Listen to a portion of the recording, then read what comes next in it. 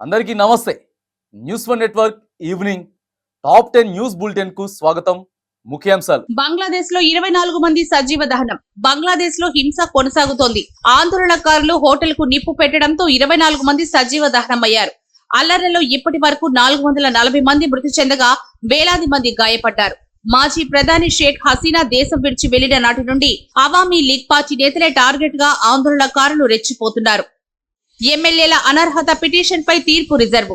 BRS party దాఖలు చేసిన ఎమ్మెల్యేల అనర్హత పిటిషన్ పై హైకోర్టులో వాదనలు పూర్తి కాగా న్యాయమూర్తి తీర్పును రిజర్వ్ చేశారు. బీఆర్ఎస్ పార్టీ గుర్తుతో గెలుపొందిన దానం నాగేందర్, కడియం శ్రీహరి, తెల్లం వెంకట్రావులపై అనర్హత వేటు వేయాలని బీఆర్ఎస్ పార్టీ న్యాయ పోరాటం చేస్తోంది.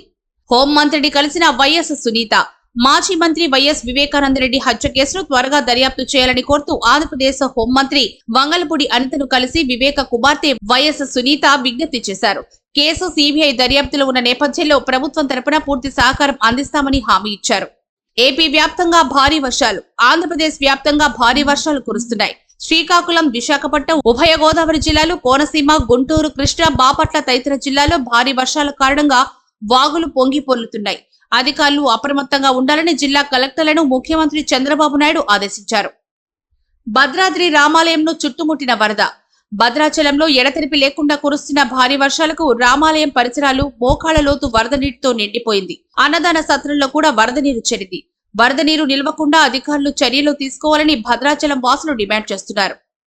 ఖమ్మంలో రైతు ఆత్మహత్య కలకలం. ఖమ్మం జిల్లా జాన్పహాడ్ గ్రామానికి చెందిన ఏలేటి వెంకటరెడ్డి అనే రైతు పురుగుల మందు తాగిన వీడియోను మాజీ మంత్రి హరీష్ రావు ట్వీట్ చేశారు. వెంకటరెడ్డికి చెందిన భూమిని కొంతమంది కబ్జా చేశారని ఆవేదనతో పురుగుల మందు తాగగా చికిత్స పొందుతూ ఆయన మృతి చెందాడు. బంగ్లాదేశ్ తాత్కాలిక ప్రధానిగా యూనుస్. బంగ్లాదేశ్ తాత్కాలిక ప్రధానమంత్రిగా నోబెల్ శాంతి బహుమతి గ్రహీత మొహమ్మద్ యూనుస్ విద్యార్థి సంఘాల కోరిక మేరకు నియమిస్తున్నట్లు మిలిటరీ చీఫ్ ప్రకటించారు. కర్ణాటకలో కుప్పకూలిన వంతెన. కర్ణాటకలోని సదాశివగౌడ్ కాళీ నదిపై వంతెన కుప్పకూలిపోయింది. రాత్రి 1 గంట ప్రాంతంలో వంతెన అకస్మాత్తుగా కూలిపోవడంతో ఈ ప్రమాదంలో లారీ నదిలో పడిపోయింది. డ్రైవర్ను స్థానికులు కాపాడారు. గోవా, కర్ణాటక మధ్య ఉన్న ఈ వంతెన కూలిపోవడంతో NH 66 పై భారీగా ట్రాఫిక్ జామ్ ఏర్పడింది. వినేష్ పొగాట్ కు షాక్. పథకమే లక్ష్యంగా ప్యారిస్ ఒలింపిక్స్ లో బరిలో నిలిచిన వినేష్ పొగాట్ అనర్హత వేటుకు గురైంది. 50 కేజీల ఫ్రీ స్టైల్ రెజ్లింగ్ విభాగంలో సెమీస్ గెలిచిన పొగాట్ 50 కేజీల కంటే 100 గ్రాముల బరువు ఎక్కువగా ఉండడంతో నిబంధనల మేరకు ఆమె డిస్క్వాలిఫై అయ్యారు. దీంతో ఒలింపిక్ ఆశలు గల్లంతయ్యాయి. సెమీస్ లో భారత హాకీ జట్టు ఓటమి. ప్యారిస్ ఒలింపిక్స్ లో స్వర్ణమే లక్ష్యంగా బరిలోకి దిగిన భారత హాకీ జట్టు పోరాటం సెమీస్ లో ముగిసింది.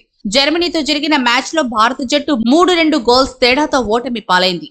తదుపరి తాజా వార్తల కోసం చూస్తూనే ఉండండి న్యూస్ వన్ నెట్వర్క్.